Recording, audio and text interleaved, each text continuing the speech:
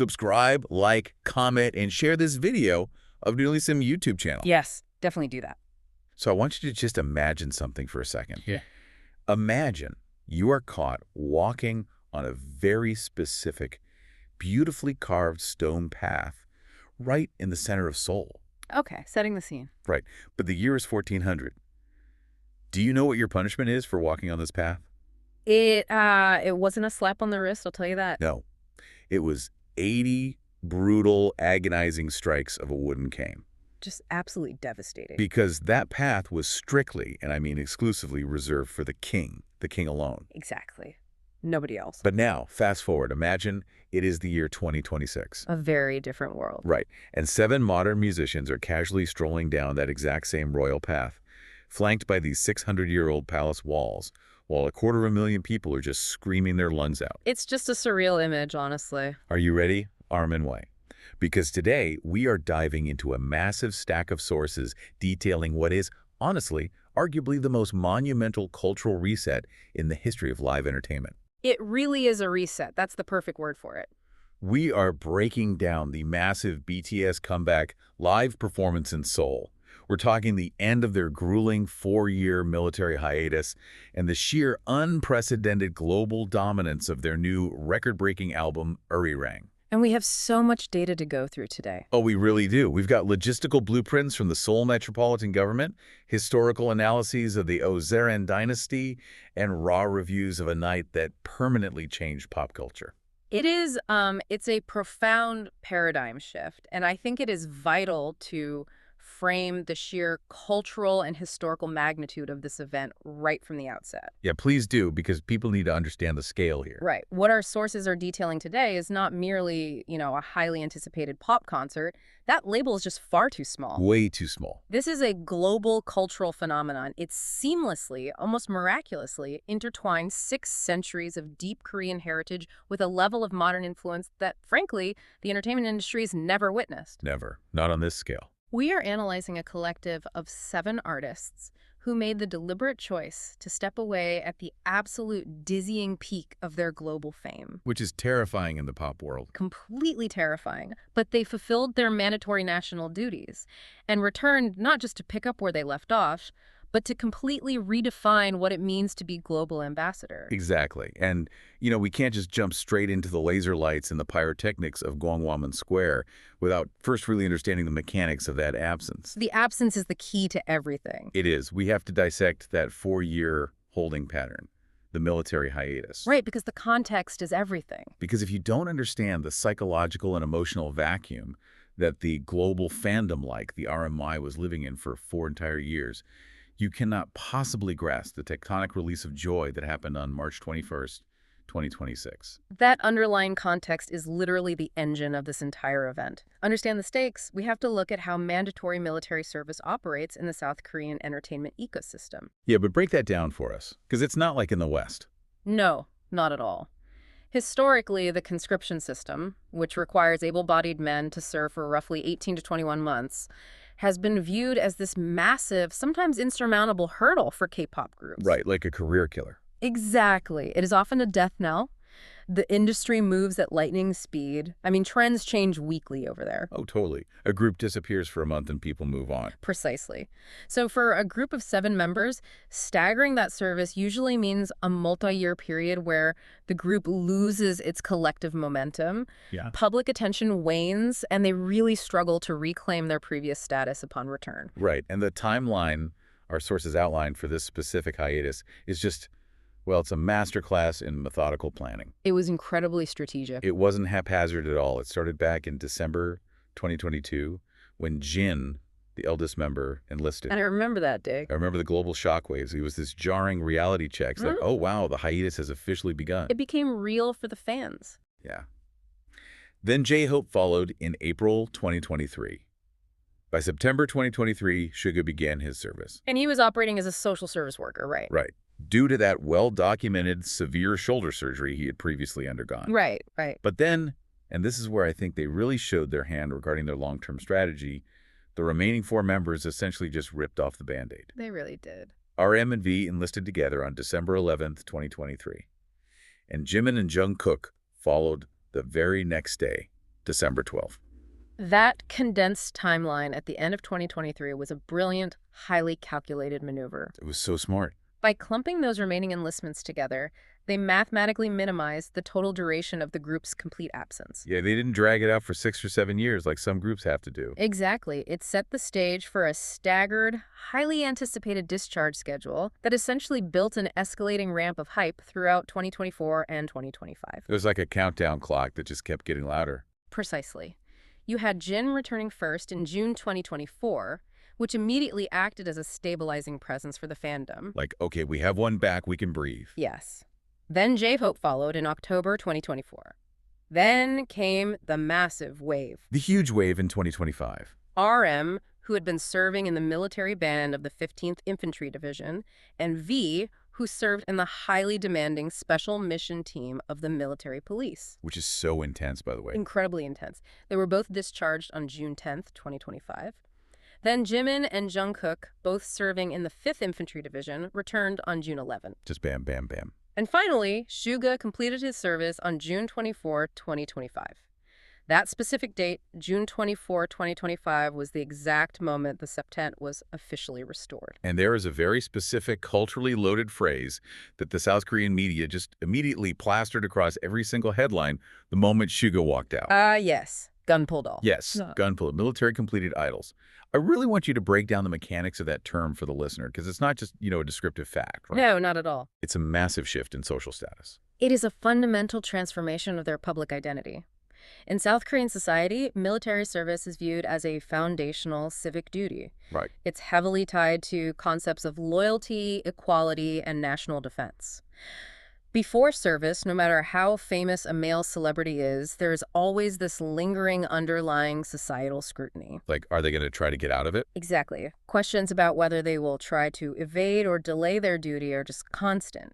But once they achieve the status of gunpowder, that entire vulnerability is permanently erased. It's just gone. Gone. They transition from being viewed purely as untouchable global pop stars to being recognized as honorable, grounded citizens. Citizens who actually did the work. Right, who stood shoulder to shoulder with their peers in the barracks. It grants them an unimpeachable layer of domestic credibility and respect. Right. And as we will see when we analyze the album later, this newfound, unassailable domestic respect was the perfect psychological foundation for a comeback deeply rooted in national heritage. I love that. Yeah. But I want to pivot for a second to how they actually utilized this multi-year gap. Yes, the Chapter 2 era. Because they absolutely refused to just let the fandom stare at a blank wall for 4 years. They dubbed this period Chapter 2. And it was essentially this dedicated incubator for solo artistic growth. It really was. Instead of trying to maintain some watered-down group presence, they individually exploded in completely different directions. The variety was staggering. Right, like RM dropped Indigo, which felt like wandering through a brilliantly curated, introspective art gallery. Very mature sound. Jungkook practically put the entire global pop industry in a chokehold with Golden, just breaking chart records left and right. He really dominated the mainstream pop space with that one. He did. And then Jimin gave us Face, completely shattering boundaries with this raw, almost theatrical vulnerability. Oh, absolutely. V leaned heavily into his personal tastes, delivering these incredibly rich, jazz-infused R&B textures with Layover. Which was so distinct from the group's usual sound. Totally. And Suga unleashed the aggressive, unfiltered, deeply personal hip-hop of D-Day. Just a visceral album. J-Hope went straight into alternative old-school hip-hop and grunge with Jack in the Box. Yeah. And Jin left us with the emotional gut punch of Astronaut before he left. Right, and followed up with more solo work like Happy Upon His Return. Exactly. The strategic and artistic value of Chapter 2 really cannot be overstated. It was brilliant. By leaning into their highly distinct individual identities, they dismantled the outdated, cynical narrative that idol group members are merely interchangeable cogs in a manufactured pop machine. Yeah, that old stereotype. Exactly. They proved they are 7 highly capable, distinct artists. Right. They collaborated with a staggering variety of global producers, experimented with vocal techniques they hadn't previously showcased, and essentially pressure-tested their own individual artistic philosophies. You know, it reminds me of a concept in agriculture. Oh. How so? It's not the whole superhero movie trope where the Avengers disband and randomly come back stronger. Yeah. It's actually like crop rotation. Okay, I see where you're going with this. Right. You have a massive productive field, but if you keep planting the exact same crop year after year, you completely deplete the soil of its nutrients. You get diminishing returns. Exactly. So you let the main crop rest, you plant nitrogen-fixing crops, you cultivate different roots. For 4 years, they were enriching their artistic soil. That's a very apt analogy. But I have to push back here, or at least ask the question that kept millions of fans awake at night during that time. Let's hear it.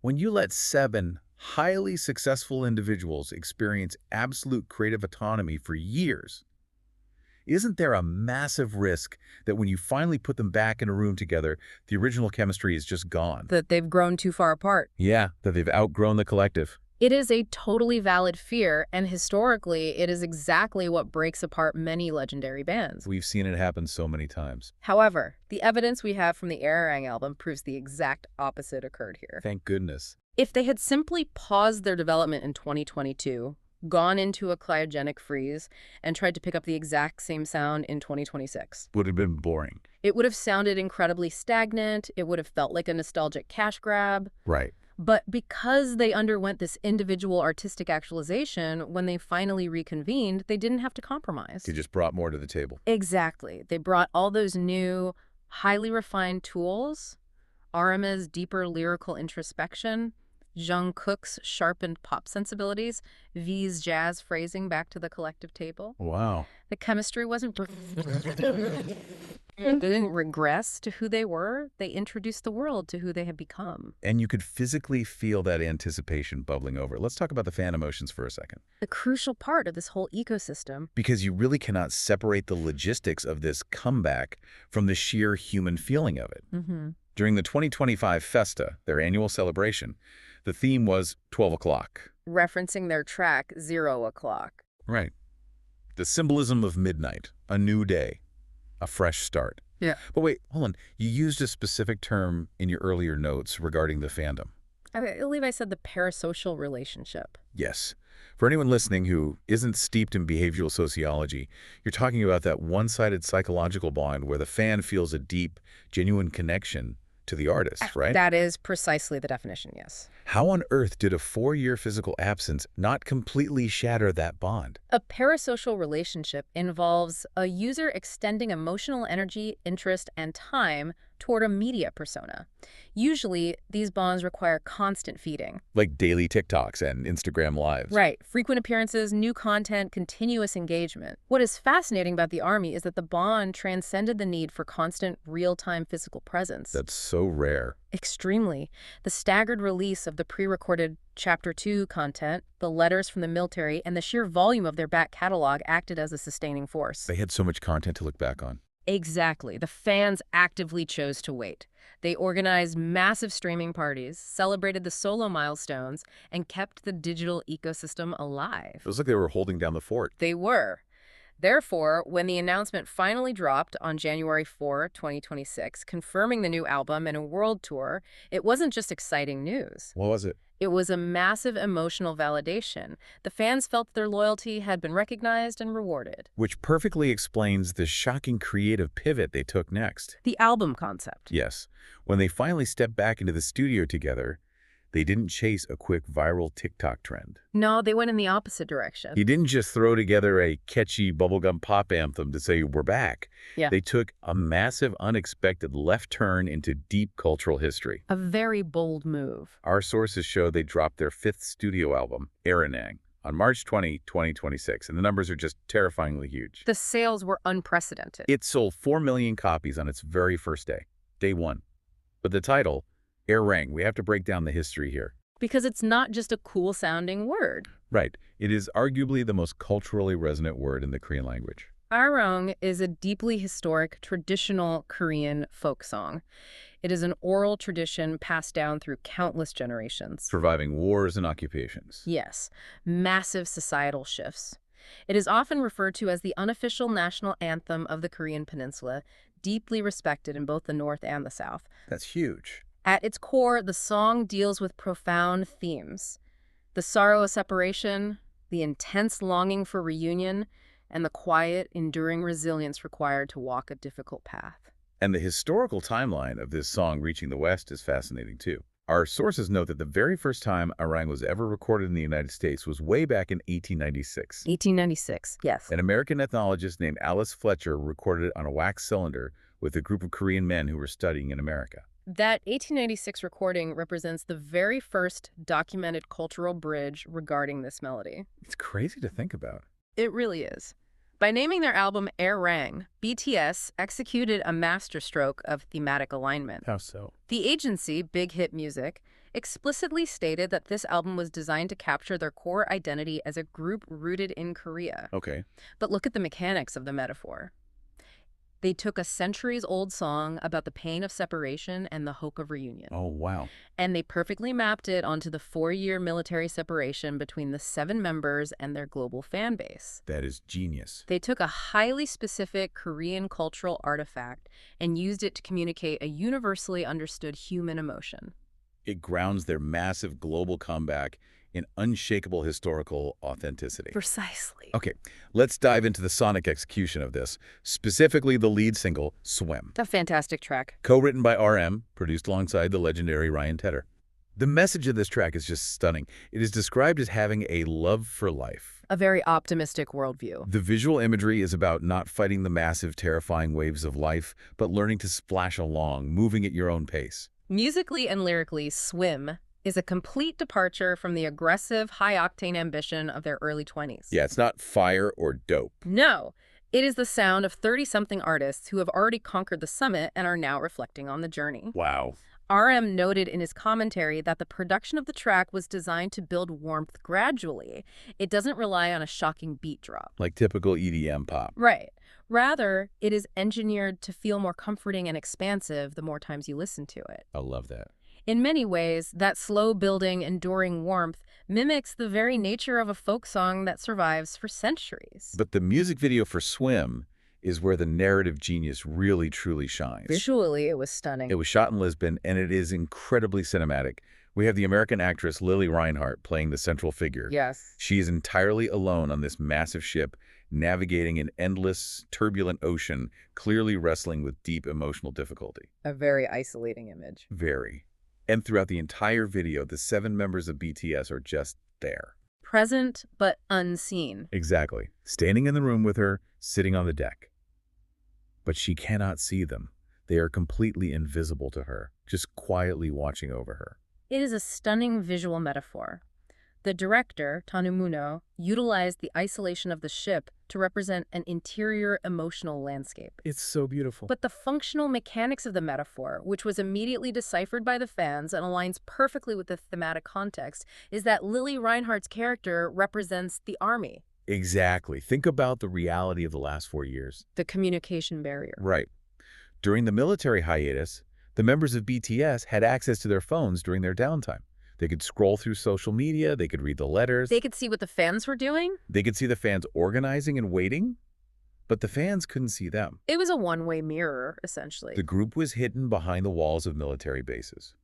The music video for Swim brilliantly reverses that dynamic. It does. The members are present, standing right beside her, but they are invisible. It visually communicates a deeply emotional message. We are still here. Yes.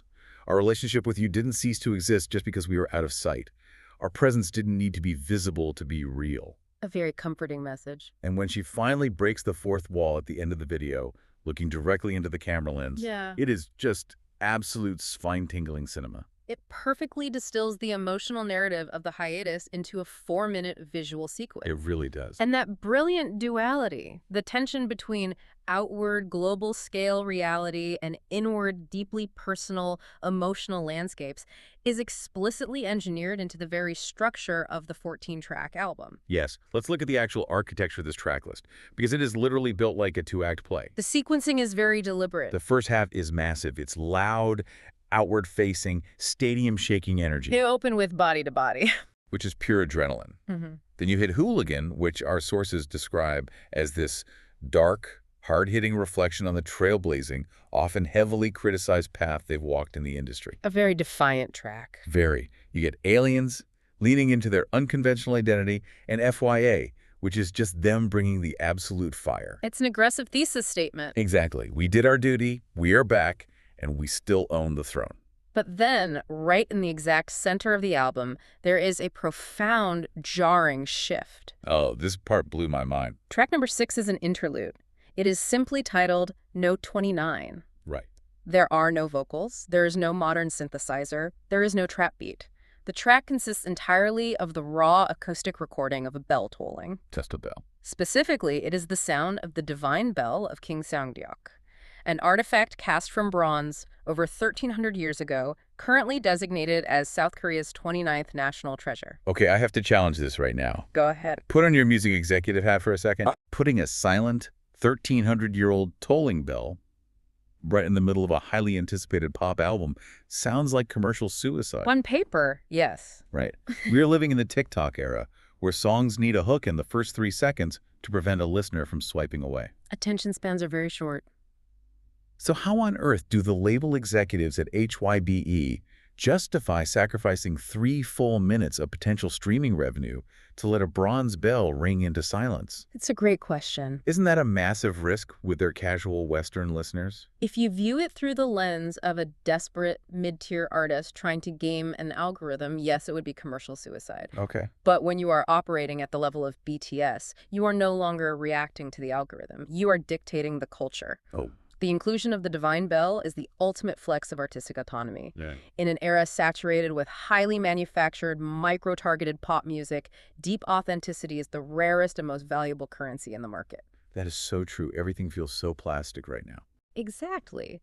BTS didn't achieve their unprecedented global dominance by assimilating into standard Western pop structures. Right? They didn't just copy the trends. They achieved it by offering a meticulously crafted experience that is uniquely their own.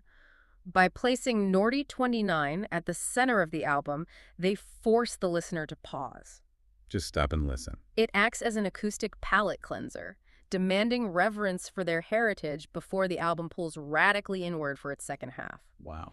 They are trusting that their global audience is mature enough to appreciate the emotional gravity of the artifact, regardless of whether they understand the historical context beforehand. And that inward pull in the second half is beautiful. The tonal shift is stark. After the bell fades, we slide into Swim, and then tracks like Merry-Go-Round, which dives into the psychology of enduring repetitive life cycles. Very introspective. We get Normal, which explores the whiplash of transitioning from the blinding lights of a stadium to the mundane reality of everyday existence. The contrast of their lives. Yeah, like Animals deals with the desire for absolute freedom.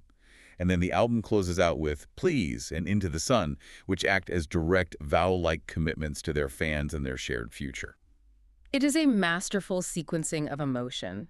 And what makes the execution so compelling is the juxtaposition of this deeply Korean structural concept with an absolutely staggering roster of global production collaborators. Oh my gosh, the credits on this album look like the guest list for the Grammys. Truly elite talent. They brought in Diplo.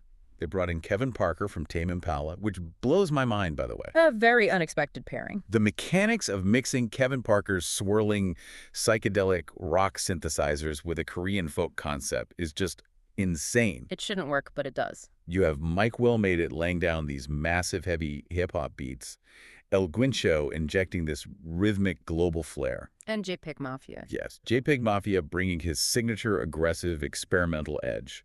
They essentially imported the best sonic architects from around the globe. He did. They handed them a 130-year-old Korean thematic blueprint and said, build on this. Exactly.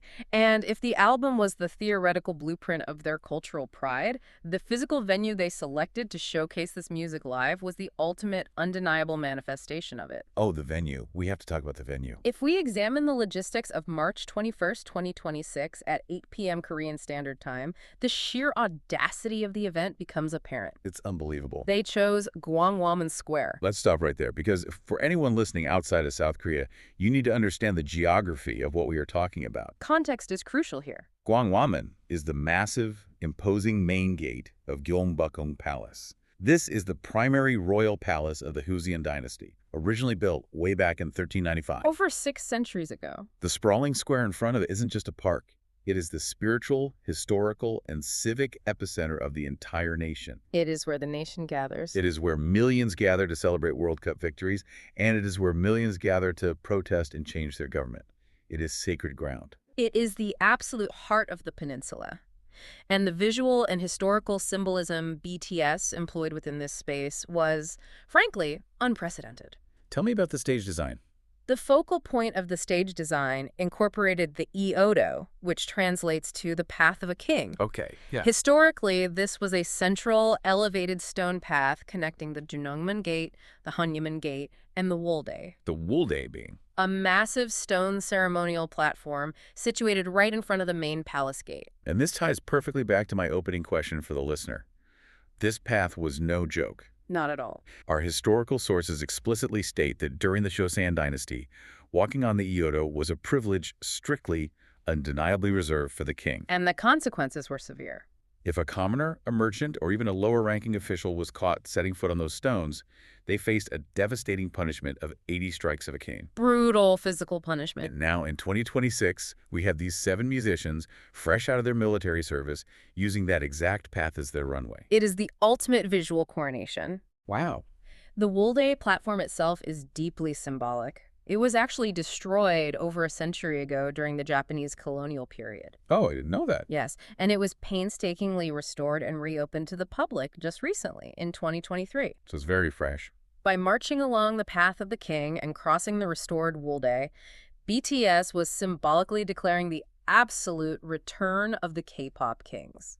Goosebumps. Literally. It is a visual representation that elevates their status from mere pop entertainers to modern cultural royalty. Deeply intertwined with the endurance of the nation itself. Exactly. And the sheer mechanics of pulling this off are terrifying.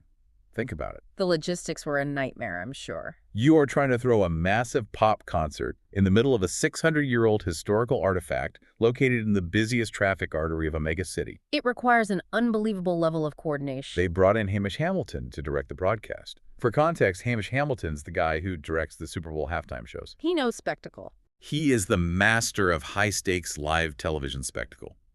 He designed this colossal T-shaped stage that seamlessly integrated the historic runway directly into the center of the modern square. But the true marvel, and the aspect that truly stunned logistical experts, was the urban lockdown required to facilitate the event. The numbers are insane. The crowd control metrics are staggering.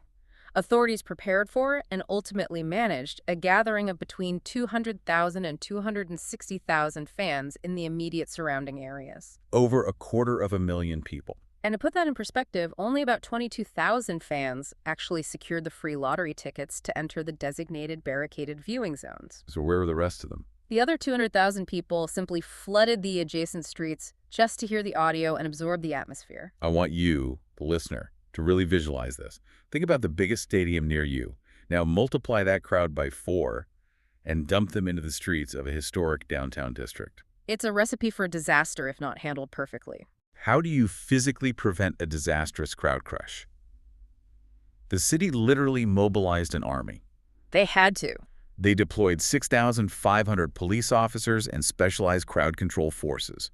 They completely shut down Sejongdaero, which is the massive multi-lane main road that runs right through the heart of the city, for 33 straight hours. That is a massive disruption to the city's infrastructure. But here is the detail that blew my mind.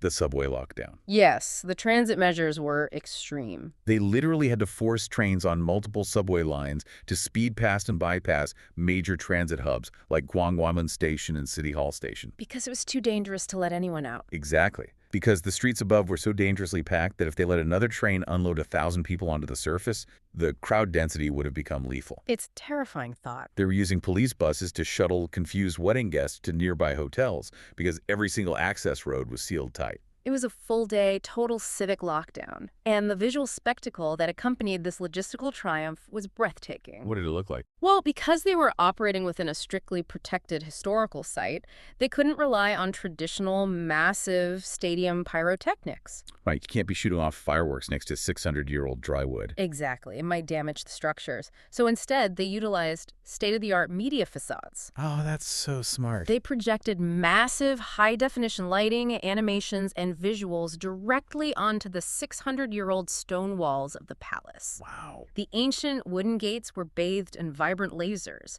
featuring BTS's signature purple, alongside brilliant reds and blues. So cool. It created an awe-inspiring juxtaposition of ancient architectural grandeur and cutting-edge digital mapping. Perfectly mirroring the sonic themes of the Arirang album itself. Precisely. Can you even imagine the sheer electric energy vibrating through the streets of Seoul that night? It must have been palpable. Just close your eyes for a second. Over 250,000 people packed shoulder to shoulder, the dark, historic streets blazing with high-def purple light. The anticipation peaking. The palpable, heavy buzz of a 4-year wait ticking down to the final seconds. Which brings us to the actual execution of the performance. Because all the brilliant historical symbolism, the intricate logistics, and the massive crowd control mean absolutely nothing if the artists themselves do not deliver. If they walk out and fall flat, it's a disaster. Exactly. They have to deliver a flawless performance when the lights finally drop. Oh, they delivered. Yeah. We are talking literal blood, sweat, and tears here. They certainly proved their worth. When the clock struck 8 p.m., the silence broke, and the show violently kicked off with the stadium anthem, Body to Body. Setting the tone immediately. But they didn't just casually stroll out in standard designer stage gear. No, they brought out a massive 13-member traditional Korean musical ensemble. A very powerful statement. And these musicians were fully decked out in beautiful, flowing hanboks, the traditional Korean clothing. The imagery of that is striking. The immediate, jarring clash of modern pop swagger colliding with the deep, resonant, centuries-old sounds of traditional Korean instruments. It instantly, viscerally proved the entire cultural thesis of the album in the first 10 seconds. It was a brilliant stroke of stage direction. It established the thematic anchor of the night immediately. It really did. And from that opening moment, the choreography and set design began to highlight the incredible versatility the group had honed during their solo years. Right, they were showing off their new skills. When they transitioned to the lead single, Swim, the choreography was a masterclass in restraint. How so? We saw these incredibly fluid, almost sea-like undulating movements, perfectly embodying the song's lyrical message of moving calmly and sustainably through life's unpredictable currents. But the whiplash. Because moments later, they completely flipped the script for the performance of Hooligan. Oh, the tonal shift there was dramatic. The massive palace lights went pitch black. The aesthetic suddenly turned hyper-aggressive. Jin, the eldest member, who is universally known for his very classic, pristine, handsome visuals, he emerges from the darkness wearing a terrifying black leather face mask, backed by an entire crew of masked, aggressive dancers. It was a shocking visual for him. It was heavy, it was dark, it was intense. It was them looking at the crowd and saying, "Don't think for a second that our acoustic folk influences mean we've lost our edge." The blade is sharper than ever. Exactly. The blade is sharper than ever. However, from a critical perspective, the most defining and memorable moment of the entire 2-hour performance was not a meticulously planned lighting cue or a perfectly executed piece of choreography. It was a raw, unscripted moment of pure human resilience involving the group leader, RM. Oh man, this detail just rips your heart out, but makes you so incredibly proud as a fan. It was highly unexpected. Right before the massive crowd started loading in, the news broke from the agency, HYBE, that RM had suffered an ankle injury during the final rehearsals. Just hours before the show. Now, in the high-stakes, hyper-perfect world of K-pop, an injury like that hours before a stadium-level choreography showcase almost always means a cancellation. Or a major modification. Or at the very least, the injured member sits on a stool on the side of the stage. But not RM. He refused to sit out. Not after a grueling 4-year wait. He marched out onto that historic stage wearing a bulky medical boot. The visual of him in that boot. They hastily modified the intricate choreography on the fly so he could participate without further injury. And despite the pain, he grabbed his microphone, Such a powerful moment. looked out at that churning ocean of hundreds of thousands of people, and screamed at the top of his lungs, "Annyeonghaseyo, we're back." That specific moment perfectly encapsulates the underlying ethos of the entire group. It really does. It is the living embodiment of the message found in Swim. The commitment to moving forward through unforeseen difficulties, not allowing the inevitable waves of life to drown your purpose. Wow. Yeah. His physical presence on that stage, choosing to push through genuine physical pain, to honor the promise they made to their fandom 4 years prior. It means everything. It elevated the concert from a technically impressive performance to a legendary, emotionally transcendent event. And you better believe the fans felt every single ounce of that dedication. Oh, without a doubt. When we talk about fan emotions here, we aren't talking about people just mildly cheering for a catchy chorus. No, this was visceral. You had 260,000 people flooding the streets and millions more watching on screens around the world, openly weeping. Genuine emotion. Genuine, heavy tears of pride, relief, and sheer joy. Because it stopped feeling like a commercial concert. It felt like a massive family reunion. That's the perfect way to describe it. And then came the encore. They chose to perform Microcosmos. A very intentional choice. Suddenly, the entire historic square, the ancient heart of the country, transformed into a massive, glowing, undulating sea of purple and red light sticks. The thematic choice of Microcosmos for the finale is highly significant. Why that song? The lyrical core of that song posits that every individual human being is a shining star, constituting their own small, beautiful universe. Oh, I love that. For the group to sing that specific message while looking out over a massive crowd that had faithfully endured a global pandemic, a long military hiatus, and the relentless passage of time, It was everything. it provided the perfect poetic closure for the night. Analytically speaking, the entire performance definitively proved the assertion made earlier by HYBE's CEO Lee Jae-sing. Which was? They did not merely pick up where they had paused in 2022. They presented a markedly more mature, deeply layered, and battle-tested iteration of themselves. They leveled up. They definitively proved their evolution. They survived the infamous military hiatus curse, and they came back upgraded. Yes. Which brings us to the sheer scale of the aftermath. Because the concert eventually ended, the massive media facades at Gwanghwamun Square powered down. But the effects were just beginning. But the aftershocks, the global ripple effect, it is literally reshaping the entire global entertainment industry as we speak. The business metrics are astounding. We have to dive into the business, the hardcore economics, and what this specific night means for the future of live music, starting with the massive, red-lettered elephant in the room. Netflix. The broadcast strategy HYBE implemented for this concert represents a massive disruptive paradigm shift in global entertainment distribution. It's totally different from what they used to do. Traditionally, major K-pop events are broadcast via domestic Korean cable networks, or strictly utilizing the agency's own dedicated paywalled fan platforms, such as Weverse. Right, which only the hardcore fans really know about. Exactly. However, for this historic return, HYBE bypassed the niche ecosystems entirely and partnered directly with Netflix. The 2-hour concert was live-streamed, flawlessly and exclusively, to 190 countries simultaneously on the world's largest streaming platform. Think about the mechanics of that. Think about the listener right now sitting in their living room. It's unprecedented access. Netflix isn't just an app for hardcore fans who know how to navigate Korean fan club portals. It is the default button on hundreds of millions of television remotes globally. Everyone has it. By putting the live comeback on Netflix, they completely bypassed the fan-only barrier and launched themselves straight into the center of absolute mainstream global dominance. It was a genius promotional move. If you were scrolling for a movie on a Saturday night in Brazil or France or Ohio, you saw BTS shutting down the center of Seoul live. You couldn't ignore it. And the Netflix partnership goes even deeper.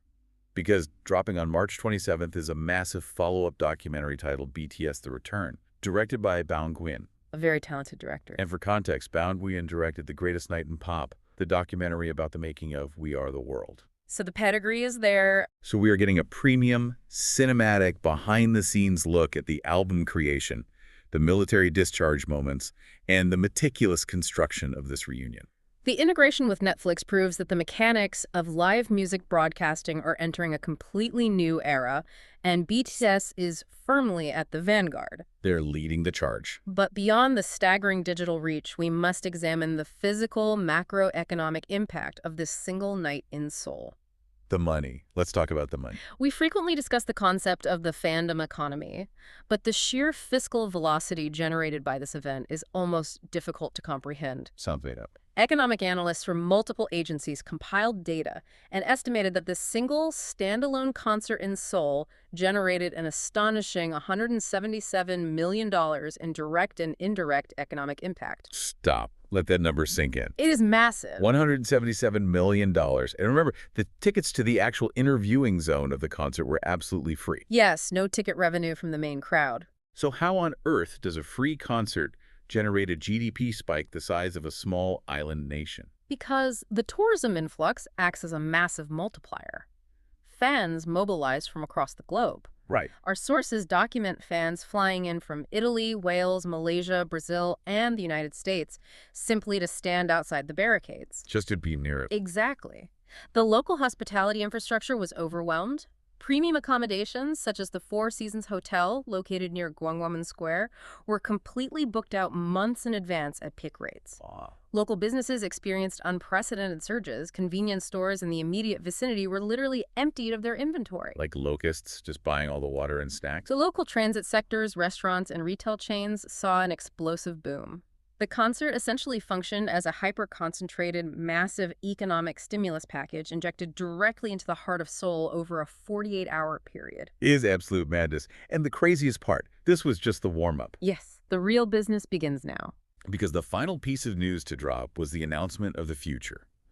They officially announced the Unparalleled World Tour, which will span the entirety of 2026 and 2027. A massive undertaking. And they are not playing theaters. They aren't even playing arenas. We are talking 82 shows routed across 34 massive cities worldwide, playing exclusively in stadiums with a minimum capacity of 50,000 seats. It is staggering. It is currently projected by industry analysts to become the highest-grossing and largest-scale K-pop tour in recorded history. Which is very likely to happen. Which brings me to a massive question about the future of the industry. Sure. Think about the Netflix live stream. Okay. If you prove that you can flawlessly deliver a high-definition stadium-level experience into hundreds of millions of living rooms in 190 countries in real time, the implications are huge. does this fundamentally, permanently change how global artists will tour? Are we going to see every major Western pop star, Taylor, Beyoncé, Drake, trying to secure a Netflix live stream for the opening night of their future tours? It absolutely sets a new, incredibly lucrative gold standard.